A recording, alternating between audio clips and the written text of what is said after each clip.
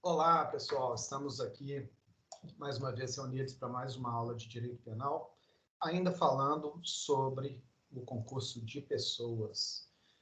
Pessoal, existe uma figura no concurso de pessoas, uma figura que vale destaque no concurso de pessoas chamada multidão delinquente. Exemplo de multidão delinquente são essas grandes brigas em estádio de futebol, linchamentos em praças públicas, manifestações nas ruas em que existe saques a lojas, depredações, etc. Por que que isso vale a pena destaque aqui na nossa matéria? Porque existem duas situações de aplicação de pena, uma que atenua a pena e outra que agrava a pena, relativas a essas multidões delinquentes. Existem algumas pessoas nesses grupos que são consideradas líderes, são aquelas pessoas que comandam a multidão delinquente. Estes têm a pena agravada, conforme previsão do artigo 62, inciso 1º do Código Penal. Existem outros casos, outras pessoas que, ao contrário, elas agem sob o efeito dessa forte emoção coletiva de raiva, ira, descontrole, e imbuídos dessa forte emoção praticam o crime, atendendo inclusive ao comando daqueles outros que são os líderes. Esses aí que agem imbuídos dessa forte emoção, eles têm a sua pena atenuada, conforme previsto no artigo 65, inciso 3, a linha E do Código Penal. Outro assunto que merece destaque aqui, diz respeito ao concurso de pessoas nos crimes culposos. Será que isso é possível? Lembrando, crime culposo é aquele em que a gente não tem a intenção de produzir o resultado. Isso ocorre por imperícia, imprudência ou negligência. Será que existe concurso de pessoas em crimes culposos, pessoal? Bom, isso aí existe até uma discussão na doutrina. A doutrina alemã não aceita o concurso de pessoas na modalidade coautoria. Por quê? Porque, em razão da teoria final do fato, o coautor não tem domínio da situação. Se você não deseja a prática do crime, como que teria outra pessoa que, inclusive, poderia interromper a prática desse crime? Você nem sabe que aquilo ali vai acontecer. Porém, a doutrina espanhola admite a coautoria, dizendo que o comum acordo é possível quanto a uma conduta imprudente. E, a bem dizer, se a gente parar para pensar, isso é verdade. Imagina que temos um prédio em construção, dois operários da construção civil estão ali no alto desse prédio, e eles têm que dispensar uma tábua de madeira, que não vai mais ser utilizada. Qual que seria o caminho correto? O caminho correto seria descer com essa tábua de madeira, de andaime, de elevador, de escada, seja lá como for, e depositá-la ali numa lixeira, ali embaixo, lá embaixo do prédio, correto? Ai, não, imagina que eles pensem que isso vai dar trabalho e decidam lançar essa tábua do alto do prédio para que ela caia na caçamba que está lá embaixo, vários e vários e vários metros abaixo. E aí, como essa tábua é bem comprida, um pega do lado de cá, o outro pega da outra ponta e faz ali uma gangorra. 1, 2, 3 e já! E lança essa tábua lá embaixo. Só que ao invés dessa tábua cair dentro da caçamba, essa tábua cai na cabeça de algum pedestre que está passando lá embaixo e mata esse pedestre. Nesse caso, existe um homicídio culposo? Existe. E esse homicídio culposo, né, aquela pessoa que foi morta ali sem intenção, foi praticado por, esse crime de homicídio culposo foi praticado por qual dos dois operários? É óbvio que é pelos dois. Os dois estavam juntos ali e juntos mandaram aquela tábua.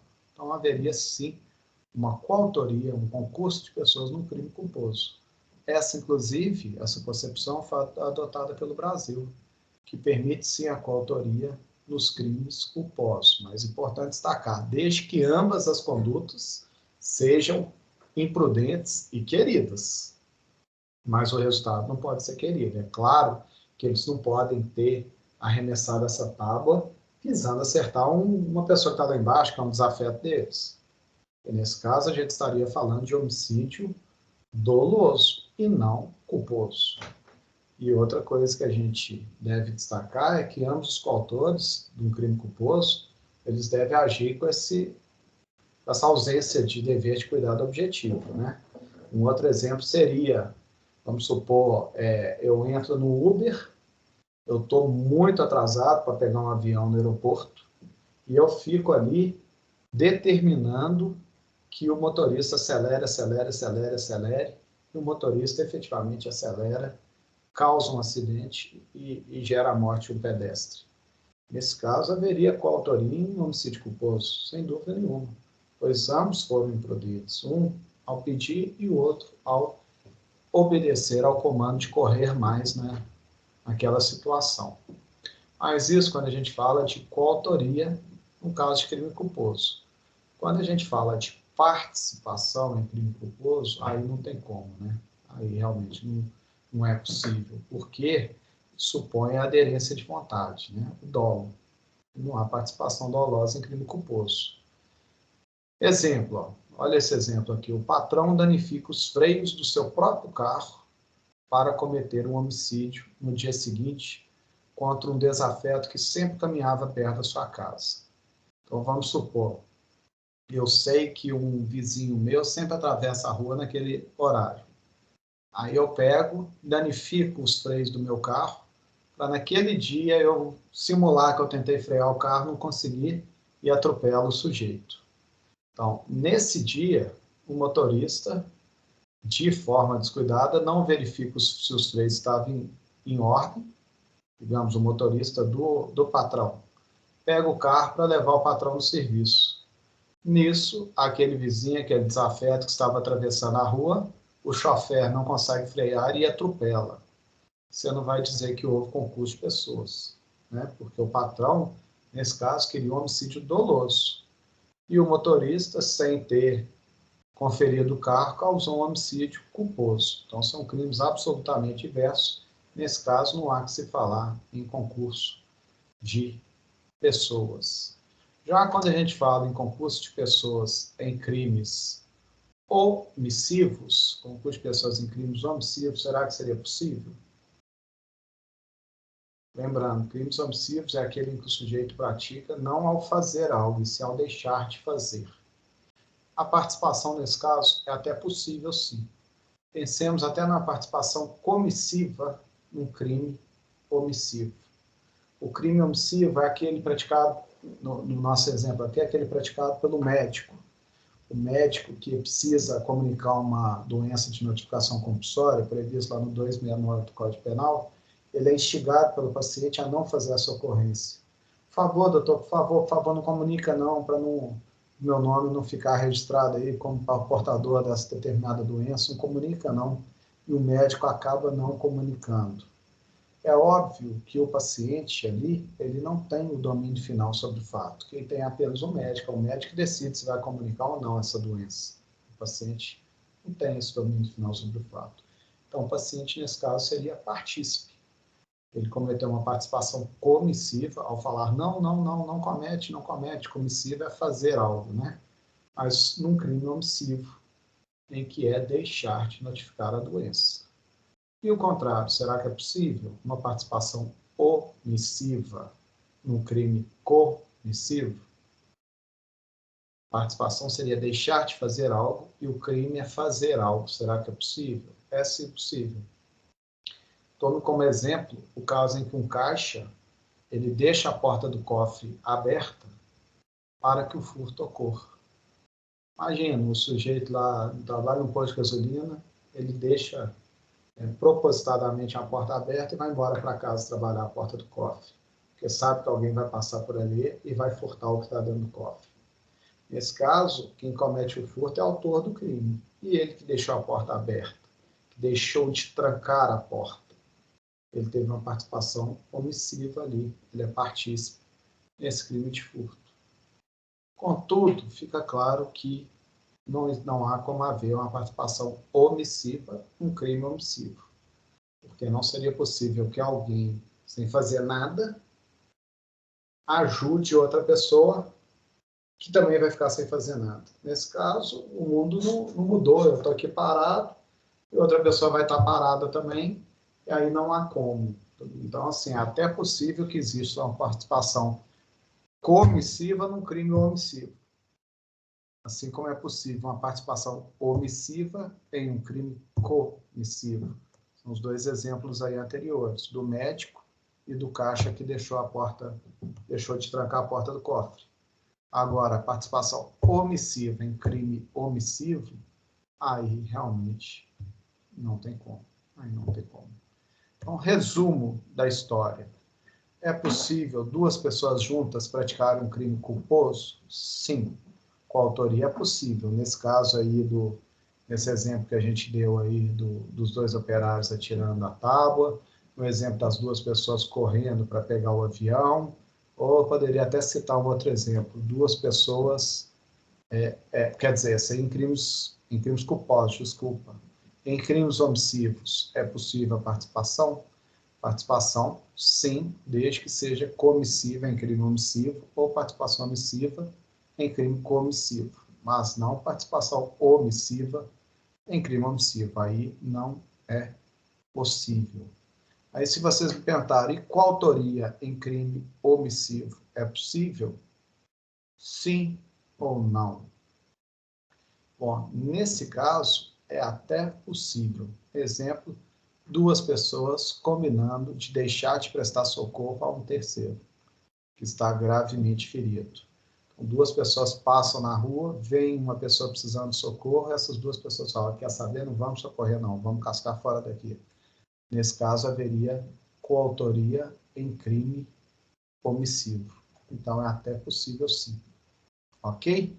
Indo aqui para o próximo ponto. Vamos falar agora acerca da punibilidade no concurso de pessoas. Gente, esse aqui é um dos assuntos que mais se discute no concurso de pessoas. Por quê? Porque mais de uma pessoa se junta para a prática de um mesmo crime. A gente já sabe que todos eles vão responder por esse delito? Sim, vão responder por esse delito. Por quê? Porque, conforme previsto na teoria Moniz, no artigo 29 do Código Penal, todos que aquele, de qualquer forma, concorre para a prática do crime, respondem às penas a ele combinadas. Porém, a gente já viu que eles respondem na medida de sua culpabilidade. Na medida de sua culpabilidade.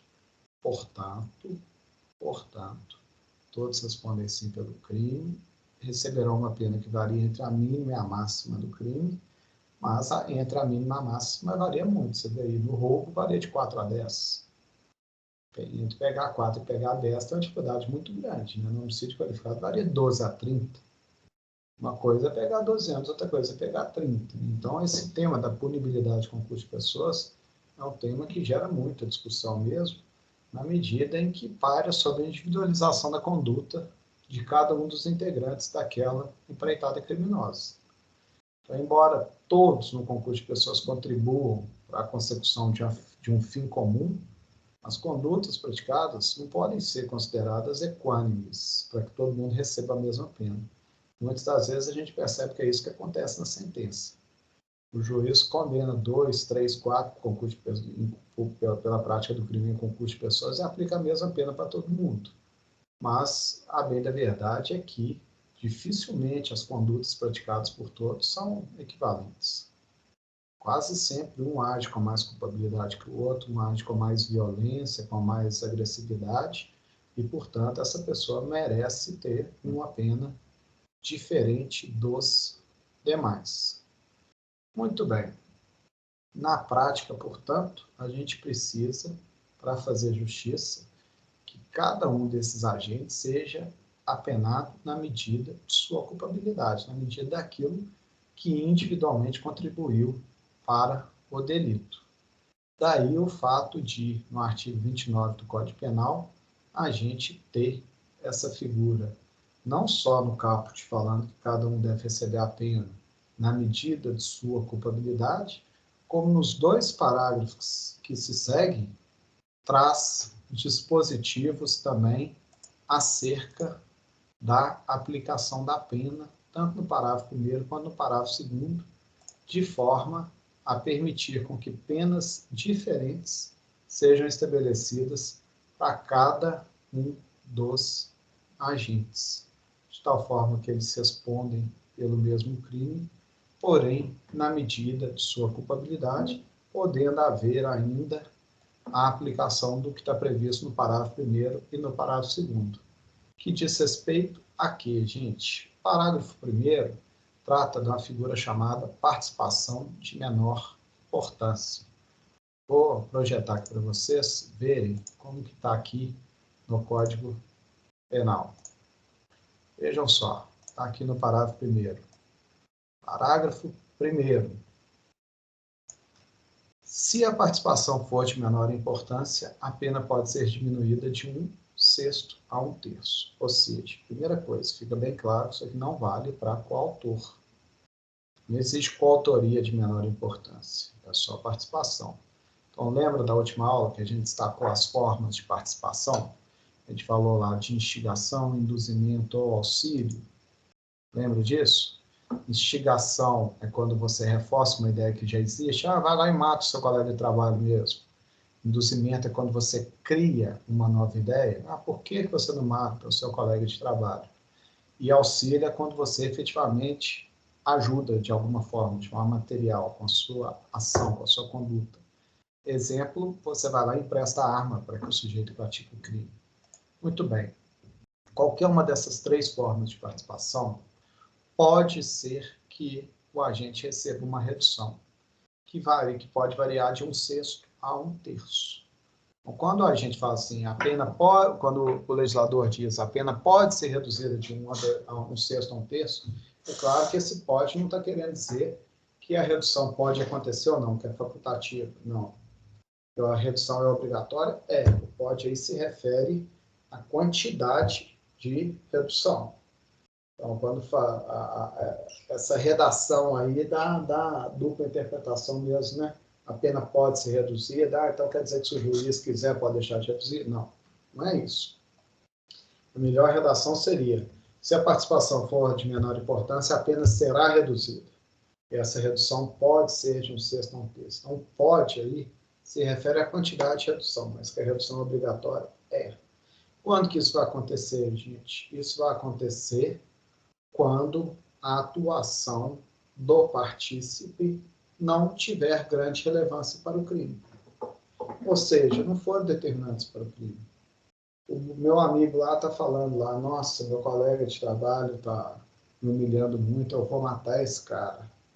E eu pego e falo, você é mesmo, vai lá e mata. Se você estiver numa situação, se você juiz estiver numa situação em que só de interrogar os envolvidos, você chega à conclusão que o crime aconteceria de qualquer forma, que aquele ato meu de incentivar não foi determinante, porque o cara estava já convencido, determinado a matar o colega de trabalho, não foi o meu toque que fez tanta diferença, isso não foi determinante para o crime, estamos diante de uma participação de menor importância. Se você chegar à conclusão que aquilo ali que eu fiz não foi determinante. Ah, eu emprestei a arma. Toma aqui uma faca para você matar. Mas o cara já tinha um revólver. Não foi por conta dessa faca que ele se convenceu e foi lá e matou.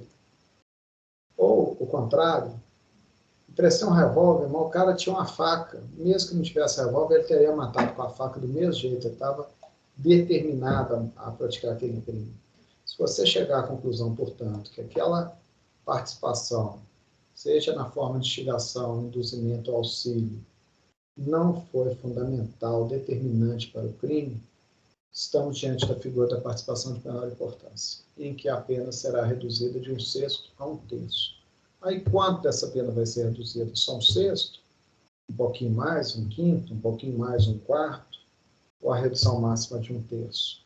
Aí sim é facultativa ao juiz. Na cabeça dele, no poder discricionário dele, ele vai pensar o quão mais essa redução pode acontecer. O quão mais essa redução pode acontecer. Quanto mais ele achar que aquela participação não foi boba, não foi nada determinante para o crime, maior a redução. Já se ele achar que, apesar de não ter sido determinante para o crime, foi relevante sim, a ponto de merecer uma pena um pouco mais alta, aí ele vai dar uma redução menor, vai tirar só um tiquinho aí, que é 1/6. Ok? Muito bem. Já no parágrafo 2º, a gente tem uma figura diferente. Deixa eu projetar aqui para vocês darem uma olhada. Olha, no parágrafo 2º, olha o que diz. Se algum dos concorrentes quis participar de crime menos grave, ser-lhe-á aplicada a pena deste. Esta pena será aumentada até a metade na hipótese de ter sido previsível o resultado mais grave. Esse parágrafo 2º traz uma figura chamada cooperação dolosamente distinta, ou, para alguns, desvio subjetivo de condutas. Cooperação dolosamente distinta, ou, para alguns, desvio subjetivo de condutas. Há quem chame ainda de participação em crime menos grave. Bom, gente, tudo tem razão para esses nomes, né? Cooperação dolosamente distinta. Por que isso? Porque eu estou ajudando o sujeito na prática daquele crime, mas o meu dolo é diferente. Eu quero, na verdade, eu queria outro crime. Desvio subjetivo de condutas, por quê? Porque a gente combinou uma coisa, a gente tinha uma intenção inicial, em algum instante houve um desvio. Alguém quis praticar um outro crime mais grave, eu não, eu queria aquele menos grave. Ou participação em crime menos grave, esse terceiro nome fica bem claro, eu quis participar de um crime menos grave. Mas esse nome não é muito correto, gente, porque aí fala participação em crime menos grave, parece que é um partícipe, mas não é. A ideia aí é de coautoria. Então, não tem a ver com isso. Mas vamos lá. Pode até acontecer na participação também, mas pode acontecer também na coautoria. Por isso que não é muito adequado utilizar essa nomenclatura participação menos grave, em crime menos grave. Mas vamos lá. De que nós estamos falando aqui? Nós estamos falando que o crime efetivamente praticado por um dos agentes não é o mesmo que o outro lá queria. Digamos, nós dois combinamos de chutar a porta, arrombar uma casa e furtar tudo que tem lá dentro. Só que na hora que a gente abre a porta, descobre que tem uma pessoa ali dentro e o meu comparsa vai lá, empurra essa pessoa lá para dentro, para o quartinho lá do fundo e estupra a vítima. Eu vou responder por estupro? Claro que não foi isso que eu combinei de praticar um furto. Hora nenhuma eu aderi àquela conduta de estupro. Ou, exemplo, eu instiguei outra pessoa a bater em outra. Ah, aquele seu colega de trabalho está te dando, tá te incomodando, está te humilhando, por que você não vai lá e dá uma surra nele? Ele merece apanhar. Só que por algum motivo pessoal, essa pessoa que eu instiguei vai lá e mata, ao invés de só bater, que foi o que eu combinei. Deixa eu te falar, antes da reforma do Código Penal de 1984, os dois responderiam por homicídio. Mesmo que eu tivesse só instigado o crime de lesão corporal, se o sujeito foi lá e praticou o homicídio, eu responderia por homicídio. Ainda que no exemplo anterior eu quisesse só entrar na casa e praticar um furto, se o coautor vai lá e pratica o estupro, eu respondia por estupro também. Por quê? Porque não tinha esse parágrafo segundo. Só tinha a primeira parte lá do 29, quem de qualquer modo concorre com a prática do crime responde às penas dele combinadas. Então, só de eu ter ajudado a prática daquele crime, chutei a porta, arrombei a porta. Ah, mas estuprou a vítima, não interessa, estupro você também, você não chutou a porta, você não arrombou a porta. Então, assim, antes dessa reforma do Código Penal de 84, com o acréscimo desse parágrafo segundo, havia decisões muito injustas, muito injustas. Porque mesmo que o sujeito quisesse praticar um crime menos grave, ele respondia por aquele crime tal como se ele tivesse praticado. Tal como se ele tivesse praticado. Então, o parágrafo 2º do artigo 29 veio para corrigir isso. Veio para corrigir isso e para falar, olha, presta atenção, se algum dos agentes quis praticar crime menos grave, é essa a pena que ele receberá. Então, eu quis praticar furto, chutei a porta para furtar a casa. o meu comparsa foi lá e estuprou a vítima, o problema é dele, só ele que vai responder pelo estupro. Eu vou responder por furto qualificado pelo rompimento de obstáculo, que era o crime que eu desejei praticar. Ficou claro aí? Então, o que esse parágrafo segundo faz é permitir que, em caso em que esteja comprovado que um agente desejava um resultado menos grave, embora o outro agente tenha se desviado subjetivamente desse acordo e tenha praticado um crime mais grave, esse crime mais grave será respondido apenas por ele. Por mim, não. Quando muito, eu posso ter um aumento de pena até a metade, conforme previsto na segunda parte do parágrafo 2º, caso aquilo ali seja previsível. Exemplo, eu instiguei meu amigo a ir lá e dar uma surra no colega de trabalho dele. Hora nenhuma falei para matar. Só que eu sei que esse meu amigo é muito mais forte que o outro. É muito agressivo, ele é destemperado. Então, se eu poderia prever que, ao instigá-lo a praticar um crime de lesão corporal, a bater no colega de trabalho, ao dar uma surra no colega de trabalho, se eu pudesse prever que ele se excederia e que acabasse batendo demais e matando, esse resultado mais grave, que era previsível, pode fazer com que eu tenha minha pena aumentada de metade. Mas ainda assim, eu responderia por lesão corporal, que era o crime que eu instiguei-o a praticar. Porém, podendo ter um aumento de pena aí de até metade.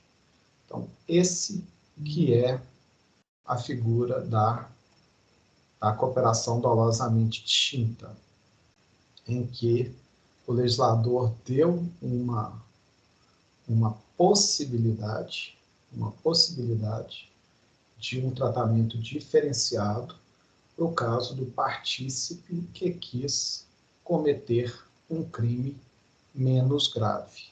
E temos mais uma questão aqui, ainda em se tratando do concurso de pessoas, que é o que está previsto no artigo 30 do Código Penal. Veja só o que o artigo 30 prevê. Deixa eu projetá-lo aqui. Olha, o artigo 30 estabelece isso aqui, ó. Não se comunicam as circunstâncias e as condições de caráter pessoal, salvo quando elementares do crime. Gente, o que estou querendo dizer aqui? Está querendo dizer que circunstâncias e condições pessoais de um agente não se estendem a outros agentes, exceto quando elementares do crime. Já eu expliquei o que é elementares. Vamos só entender o que está dizendo aqui. Circunstâncias, pessoal, são dados, fatos, elementos, peculiaridades que circundam o fato, mas não integram a figura típica. Circunstâncias objetivas são aquelas relativas aos agentes. Exemplo, digamos que eu pratique o delito com um sujeito que é menor de 21 anos, tem 19 anos. Eu já tenho mais de 21, ele tem 19. O que está querendo dizer aqui é que, por mais que a gente responda em concurso de pessoas, o fato de ele ser menor de 21 anos, ele ter direito a uma circunstância que atenue a sua pena, essa circunstância não vai se comunicar a mim, só ele que vai ter direito a ela. Na verdade, é uma coisa tão óbvia, o legislador deixa claro aqui, para não parecer que quando a gente pratica o crime em concurso de pessoas, tudo que acontece com um acontece com o outro, porque não é assim. Nesse caso, a minoridade relativa se aplicaria somente a ele, não se aplicaria a mim. Digamos que eu pratico um crime em concurso de pessoas com outro agente, e esse crime é praticado contra o meu pai. O crime praticado contra ascendente dá ao sujeito uma agravante, um aumento de pena em razão disso.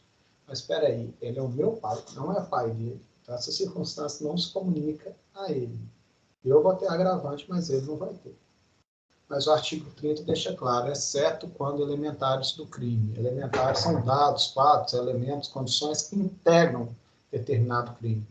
De tal forma que se você tirar aquilo, o crime vira outro. Um exemplo de elementar do crime é quando se fala aí num crime, esses crimes praticados contra a administração pública, são crimes próprios porque tem que ter sido praticados por funcionários públicos. Então, nesse caso, ser funcionário público é um elementar do crime de peculato, por exemplo. De tal forma que, se eu sou funcionário público e alguém me ajuda a praticar o crime de peculato, sabendo que eu sou funcionário público, nesse caso, por ser elementar do crime, essa elementar, ser funcionário público, se estende ao outro agente no concurso de crimes. Nós dois respondemos por peculato. Então, muita atenção que muita gente diz, para responder por peculato tem que ser funcionário público. Não, não tem. É possível que alguém que não seja funcionário público pratique peculato desde que cometa o crime comigo, sabendo dessa minha condição. Aí essa circunstância, ser funcionário público, se estende a ele e os dois responderão por peculato, por ser uma elementar do crime. Ficou claro isso aí? Até a próxima aula. Grande abraço a todos.